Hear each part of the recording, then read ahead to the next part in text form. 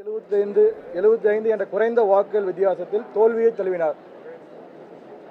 எனது தந்தை கே சண்முகவேல் அவர்களை பொறுத்தவரையில் 1989ஆம் ஆண்டு கழகத்தில் இணைந்து சிறப்பாக செயல்பட்டதன் அடிப்படையில் பல்வேறு கழக பொறுப்புகளிலும் மக்கள் பணிகளில் 2001 முதல் தொடர்ந்து 15 ஆண்டுகளாக ஒன்றிய கவுன்சிலராகவும் ஒன்றிய வைஸ் சேர்மனாகவும் மாவட்ட ஊராட்சி குழு உறுப்பினராகவும் டிஸ்ட்ரிக்ட் கவுன்சிலராகவும் சிறப்பாக செயல்பட்டார்.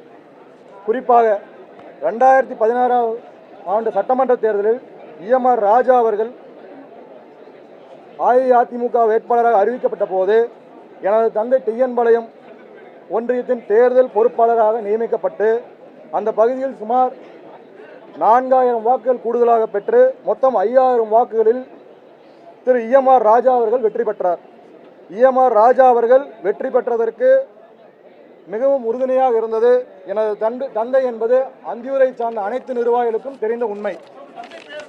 KS சண்முகவேல் மோகன்குமார் இவ்வாறு சிறப்பாக செயல்பட்டதன் அடிப்படையில் எனது தந்தை திரு KS சண்முகவேல் அவர்களுக்கு அந்தியூர் சட்டமன்ற தொகுதியில் அதிமுக வேட்பாளராக போட்டியிட தலைமை வாய்ப்பு கொடுத்தது. 2021 தேர்தல் பணியில் ஈடுபட்ட போது பல கழக நிர்வாகிகள் அர்ப்பணிப்போடும் தியாக உணர்வோடும் சிறப்பாக செயல்பட்டனர்.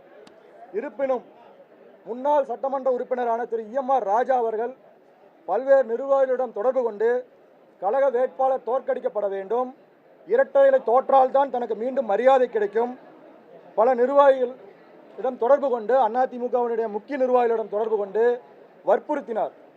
அதை பல விசுவாசமிக்க நிர்வாகிகள் திரு EMR ராஜா அவர்கள் பேசியதை பதிவு செய்து தலைமைக்கு அனுப்பினர். இருப்பினும்